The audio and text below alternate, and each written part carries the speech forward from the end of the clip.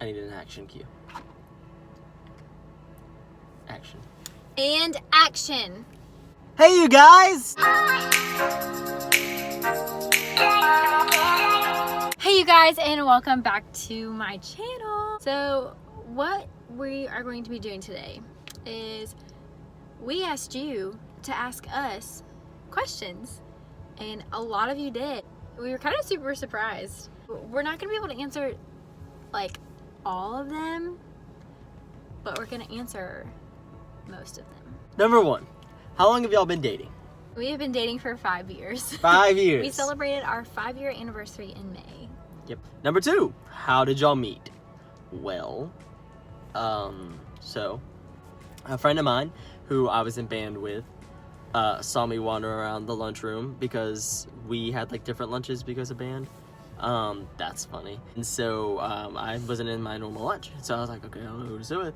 And so she saw me being a little scared little boy, and she said, hey, come sit with us. And she was Madison's friend. She was sitting at Madison's table, and the rest is history.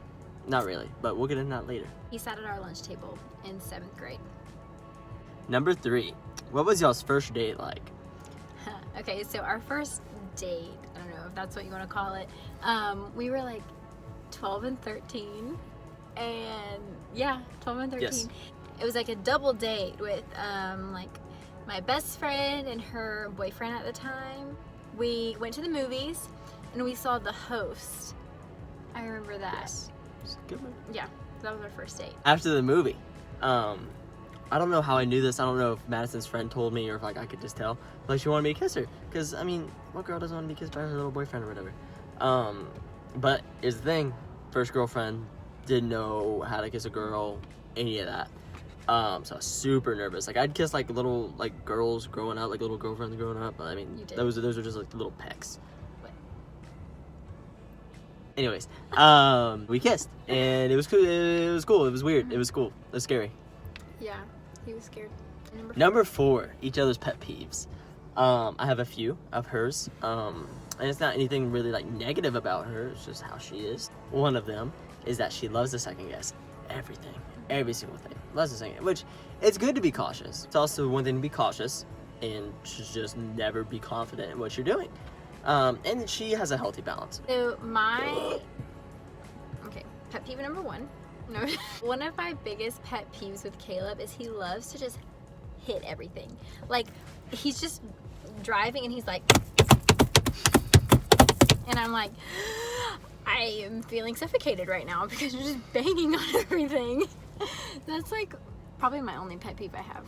Oh, and sometimes he talks himself into like a hole with people, and so I try to help him. Like I try to pull him out of the hole.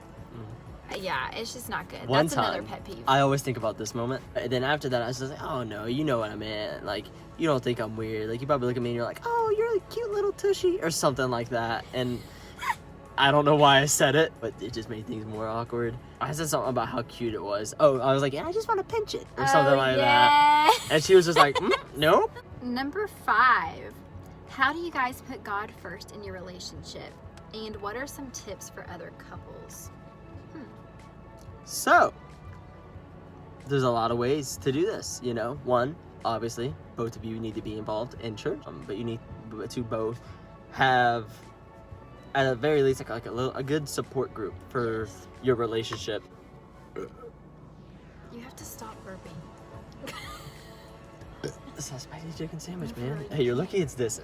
You both need to be plugged in to your student ministry or your respective ministries if you're in college or whatever.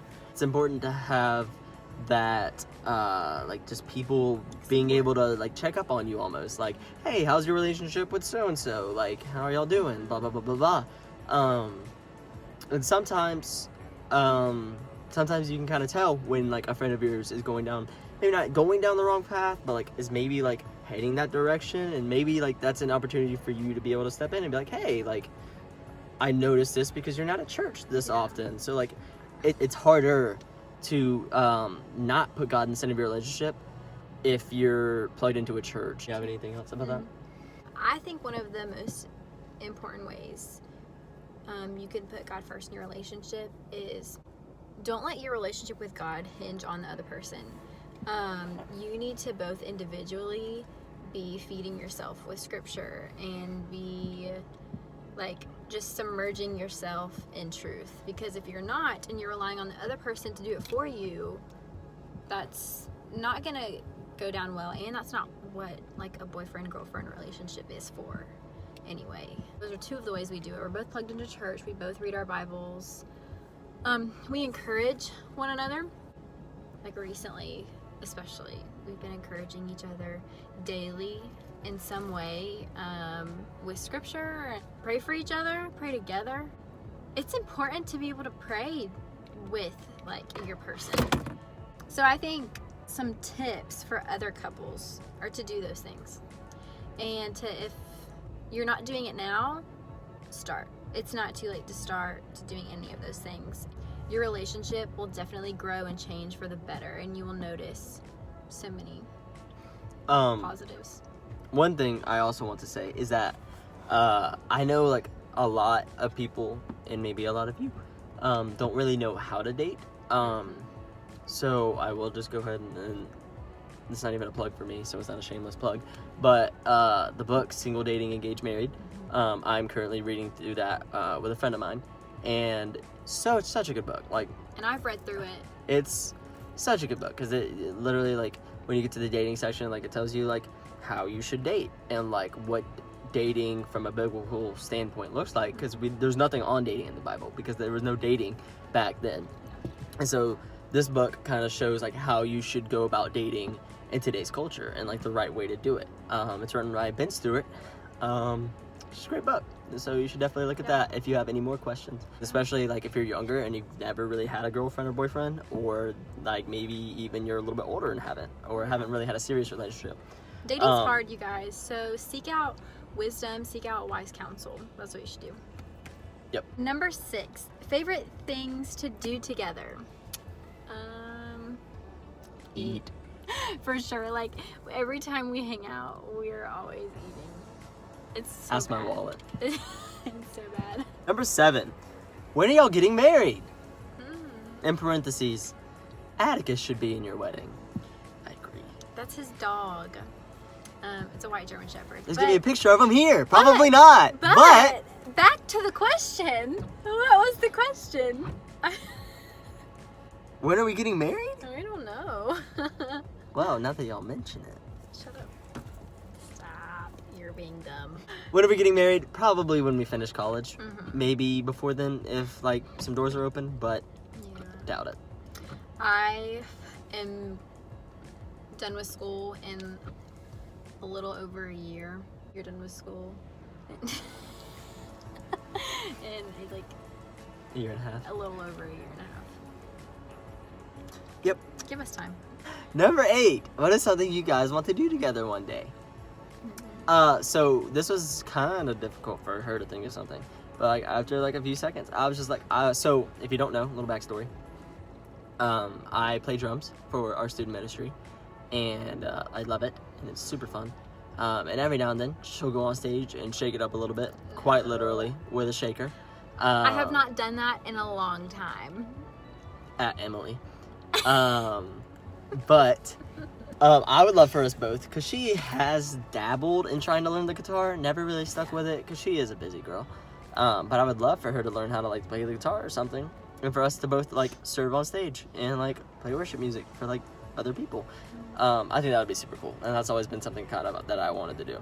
I think for me, the answer to that question would be like, go on a cruise one day. I've never been on a cruise. What? Yeah. Been on 2. Number 9. How did you know Caleb was the right person for you? And how did you know Madison was the right person for you? Well, I guess it kind of all started back when her friend invited me to sit at her lunch table. Because I saw her and I was like, oh, that girl's really pretty. Which looks aren't everything. Like, she could be hideous and I'd probably still love her. But she's not. Look at it. I just think, like, just developing our friendship back in middle school and stuff, and, like, I just realized, like, how just amazing she is, because she really is great. Which I'm sure if you're watching this, you probably know her, and if you don't, should get to know her because she's awesome. She's seriously just one of the greatest, and not the greatest, like, human beings I've ever met. She's so awesome. But like just seeing her heart and the way she cares for others and the way she serves and is so selfless and just is so compassionate towards others, which those are just some of the ways that I think to describe her. But she's pretty awesome. You're sweet. I think I knew Caleb was my person when I started seeing just how well we complement each other. You know, like, I just feel like... Yeah, I compliment her all the time. He does. Like, what I kind of lack, I feel like he encourages and, like, supplements. I don't know if that makes sense. What she lacks, I don't lack. And what I lack, she doesn't lack. You know, I mean, kind of. And I mean, it's not just like flat like that across the board. Like, there are some things we both struggle in and some things we're both just really great at. And I think that was a big thing. A lot of stuff. He's very humble too. And I think I really just knew he was the one for me when he laughed at my jokes. She's pretty funny too. She doesn't get enough credit for how funny she is. Yeah. Also, he just gives me butterflies all the time. Like, I still get butterflies. So, it's never boring. It's still exciting. It's just a bonus. Oh my god. Still exciting, and we've been together for over 5 years. Number 10, favorite thing you have done together as a couple. We talked about this, and I think we both can collectively say it was our trip to DC, as in Washington. We went there with my family and my sister and her child at the time and her husband. It was super fun. We had a great time. We just did so much like cool stuff, and it's just really cool. Number 11, is there a Bible verse that best directs your relationship with each other? Well, now that you ask. So after kind of talking about this, we've never been like, okay, we are going to base our relationship off of this verse or anything like that. But the first thing, base your relationship off the whole Bible in general. Yeah. But after talking about this, I think the general like thing for us is we want to build our relationship on truth. And so that made me think of the verse in Matthew chapter 7 verse 24. It says, "Everyone then who hears these words of mine and does them will be like a wise man who built his house on the rock."